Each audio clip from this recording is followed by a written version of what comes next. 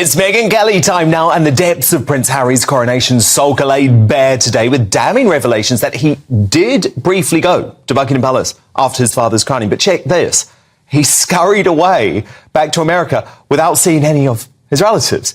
According to the well-sourced Daily Telegraph, the whining Duke spent less than 30 minutes at the palace so he could jump into a different car that took him to Heathrow Airport.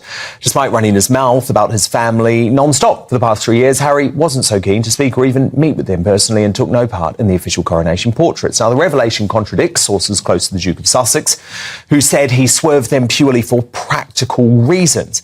It comes, by the way, as the King's coronation was watched by up to 20.4 million people on Saturday, trumping Harry and Meghan's wedding that boasted 17.9 million viewers. So, Megyn Kelly, this is all very fascinating, isn't it? Do you reckon he dodged his family out of shame and embarrassment rather than logistics because he was literally at Buckingham Palace and he didn't go and congratulate his father after his coronation? I think his behavior there just proved, as if we needed more, but once and for all, that he hates them. He loathes the royal family. Looking at the way he behaved, how he scowled through it, how he got in, got out without so much as a, hug toward anyone, it just proves that he can't stand them, and it has me asking why he went at all. Like, why did he go? Okay, because he's technically in line for the throne, where he doesn't want the throne. He hates the throne, and he hates the man sitting upon it. And his father has shown him nothing but grace in the wake of Spare, in the wake of the attacks on the British people. He's bent over backwards, including Archie and the toast and so on. None of it can appease this whiny, nasty man.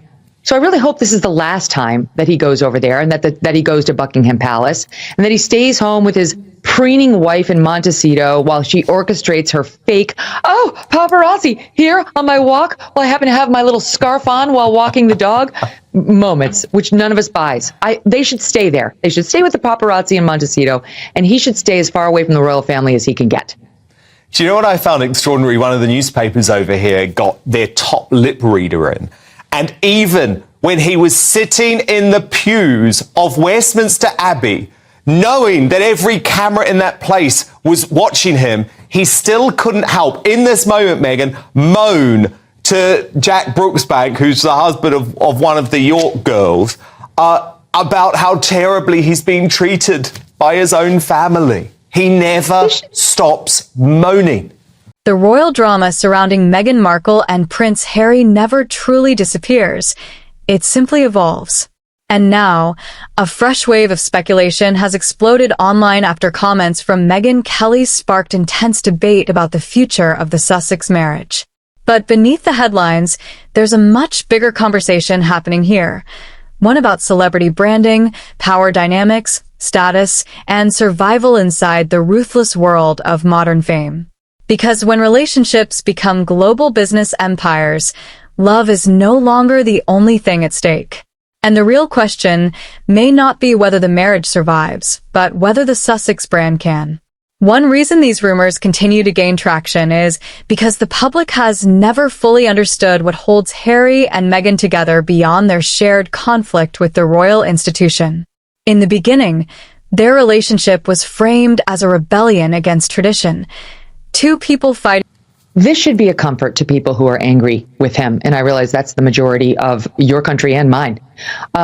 This should be a comfort because Harry's worst punishment is sitting there in his own mind, next to that whiner, next to the woman who couldn't be made happy by the royal family, which she vision boarded, that made her rich, that made her a household name, that made her a star, that let her walk down the aisle in, one of the most beautiful gowns ever with the queen watching on, wearing the crown jewels. None of it could please her, and none of it could please him.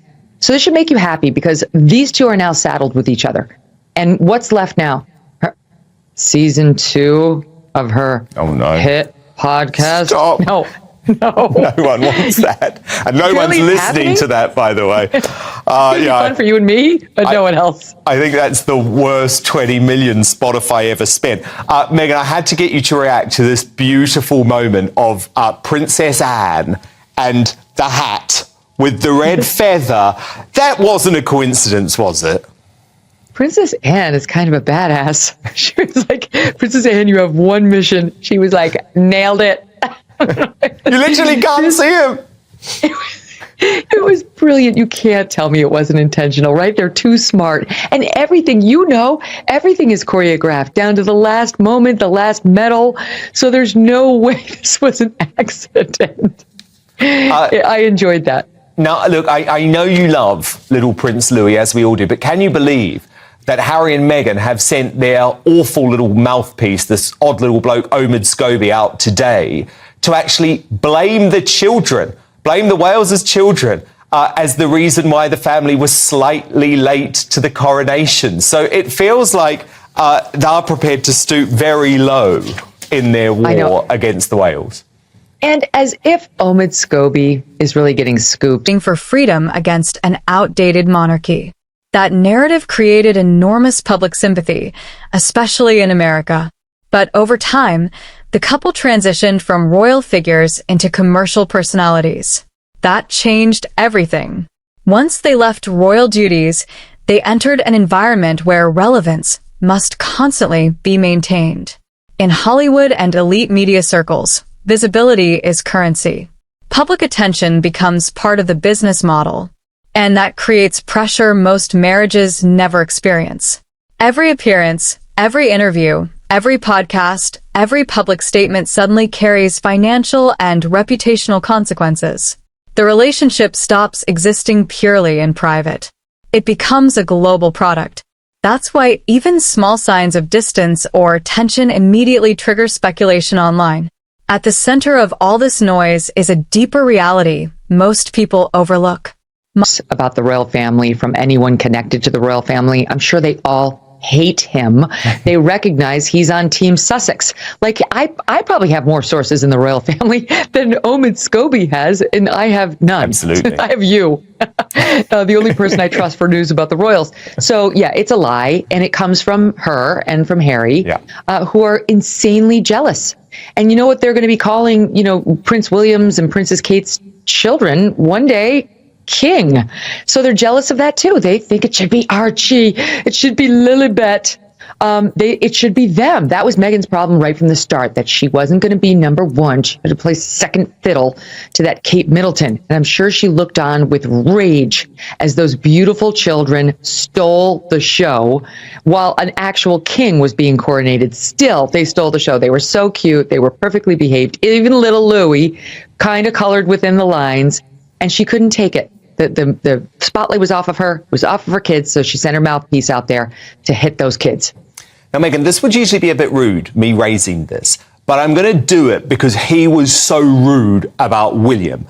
Did you think there was a slight irony to the fact that Harry has never looked balder walking in to the Abbey? I mean, that must be painful for Megyn, given he was talking about how awfully bald William looked at the funeral of his grandfather.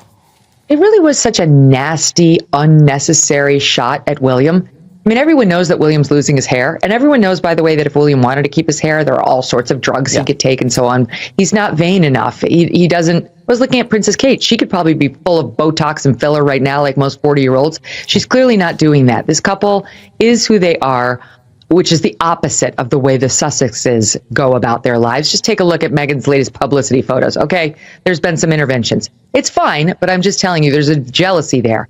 So Harry was out of line going after his brother, and it shows you the insane jealousy that we were just talking about. It's another example. Why would you mention his receding hairline? Why would you poke at him at something he probably feels somewhat self-conscious about, even when you know the same is likely to happen to you? You have, well, we think, the same genes. And lo and behold, justice is served just in time for the coronation. And you know, it's going to be Meghan Markle's problem, for a couple of years more. But when she dumps him and moves on to modern celebrity relationships are no longer judged only by emotion or loyalty. They are judged by influence, relevance, profitability, and narrative control. And perhaps that's why the world remains obsessed with Harry and Meghan. People are watching not just a marriage, but a live experiment in fame, identity, reinvention, and power. So now the question shifts to you. Do you believe the Sussexes are still united by genuine partnership, or has their relationship evolved into something far more strategic and transactional? And if the pressure keeps growing, who ultimately has more to lose? Harry or Meghan? Let me know your thoughts in the comments below. And if you enjoyed this deeper breakdown, make sure to subscribe for more analysis on the biggest stories shaping celebrity culture, royalty, and media power today.